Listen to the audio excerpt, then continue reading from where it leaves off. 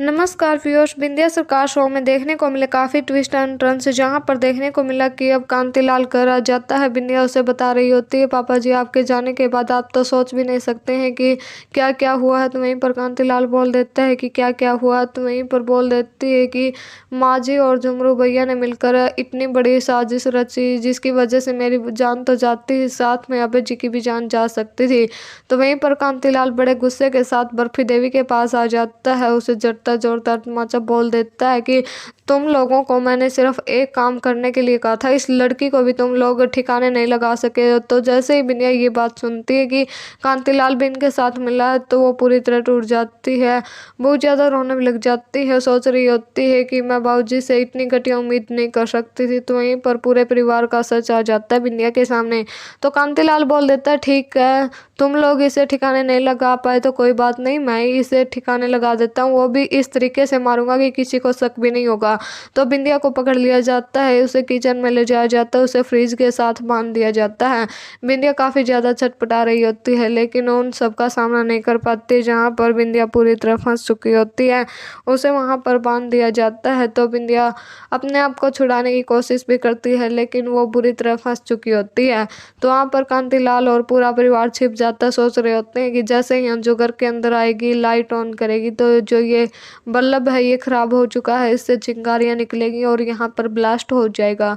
तो वहाँ पर अभय पहुँच जाता है, पूरे घर में अंधेरा छाया होता है, सब अपने अपने रूम में होते हैं। तो वहीं पर सब अपने रूम में होते हैं, तो उन्हें ये नहीं पता चल पाता है कि अभय आया है या फिर अंजू। वो खुश हो जाते हैं कि अंजू आ चुकी है, पूरे घर की लाइट ऑन हो जाती है। तो वो बल्ब ऐसे चिलमिला रहा होता है। बिंदिया अभय को देख लेती है, सोच रही होती है कि अभय जी को कैसे बचाऊं, क्योंकि यहाँ पर ब्लास्ट कभी भी हो सकता है और अभय जी की जान को भी खतरा हो सकता है। तो वहीं पर जैसे ही अभय वहाँ पर आने वाला होता है, तभी वहाँ पर फ़ोन आ जाता है। अभय फ़ोन पर बात कर रहा होता है, तो बिंदिया एकदम से जो मंदिर की घंटी होती है उसे गिरा देती है। तो अभय जैसे ही किचन में पहुँचता है, तो उसके होश उड़ जाते हैं। जहाँ पर बिंदिया किचन में फ्रिज के साथ बंदी होती है, अभय बिंदिया को वहाँ से खोल देता है। तो बिंदिया कह रही होती है, अभय जी आप यहाँ से चले जाइए। तो अभय बोल देता, नहीं बिंदिया मैं तुम्हें छोड़कर नहीं जाऊँगा। तो वहीं पर बोल देती है, यहाँ पर गैस ऑन है और ये जो बल्ब है ये कभी भी चिंगारी गिरा सकता है, जिसकी वजह से यहाँ पर ब्लास्ट हो सकता है। तो वहीं पर अभय एकदम से उस बल्ब को भी उतार देता है, बिंदिया को भी बचा लेता है। गैस बंद कर दी जाती है, खिड़कियाँ दरवाजे सब कुछ खोल दिया जाता है, तो बिंदिया को बचा लेता है अभय। तो वहाँ पर पूरा परिवार आ जाता है। जैसे ही बिंदिया और अभय को एक साथ जिंदा देखता है, तो उनके होश उड़ जाते हैं। सोच रहे थे कि आज फिर हमारा प्लान इस अभय की वजह से खराब हो गया। तो वहीं पर अभय पूछने लग जाता है कि बिंदिया ये सब तुम्हारे साथ किसने किया? मुझे पता है ये सब उसने किया होगा जिसने माँ को किडनैप किया था और ये गोली चलवाने का यानी कि तुम्हें मारने का प्लान बना था।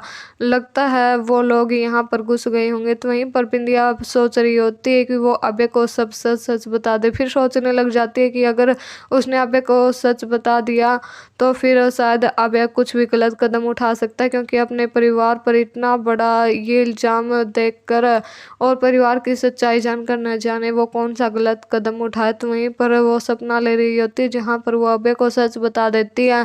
अभय के सामने जैसे ही परिवार की करतूतों का सच आता है, तो वो अपने आप को गोली मार लेता है। तो वहीं पर ये बात सोचकर बिंदिया अभय को सच नहीं बताती है। तो वहीं पर पूरा परिवार काफ़ी ज़्यादा चौंक जाता है। सोच रहे होते हैं कि आज तो बिंदिया उनकी पोल अभय के सामने खोल देगी, अभय के सामने उनका सच आ जाएगा। लेकिन बिंदिया बात को पलट देती है। तो अभय कह रहा होता है कि हम उन्हें पकड़ कर ही रहेंगे, बिंदिया सच बताओ वही लोग थे ना? तो वहीं पर बिंदिया बोल देती है, हाँ अभय जी, और हम उन्हें उनके गुनाहों की सज़ा ज़रूर दिलाएंगे। तो वहीं पर बिंदिया चली जाती है वहाँ से। अभय उसे अपनी गोद में उठा कर ले जाता है, क्योंकि उसे चक्कर आने वाला होता है। तो अभय अपनी गोद में उठाकर बिंदिया को ले जाता है। फिर बिंदिया बोल देती है कि हमें चाय बनानी है। तो अभी बोल देता है, तुम नहीं मैं बनाऊंगी, तुम अपनी हालत तो देखो। तो वहीं पर बिंदिया भोलेनाथ के पास आ जाती है, जहाँ पर भोलेनाथ के सामने प्रतिज्ञा करती है कि वो अपने परिवार को सही रास्ते पर लेकर आएगी। अभी फिलहाल के लिए वो रास्ते से भटक चुके हैं, तो वो सबको सही रास्ते पर लेकर आएगी। तो देखना काफ़ी दिलचस्प होने वाला है कि क्या बिंदिया अपने मकसद में हो पाएगी कामयाब, क्या अपने परिवार को फिर से सही रास्ते पर ला पाएगी बिंदिया।